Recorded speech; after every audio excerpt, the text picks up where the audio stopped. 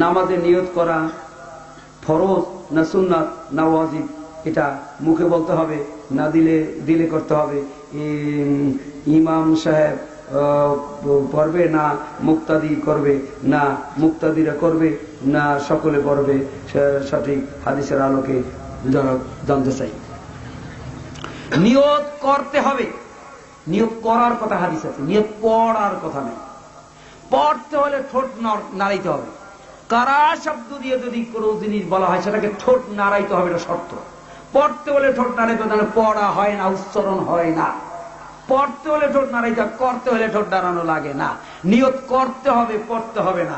ভাত খাইতে তখন জানে বলে নেই আমি এখন ভাত খাইতে যাই, আমি এখন পায়খানায় যাই, আমি এখন বাজারে যাচ্ছি, বলেন নাকি?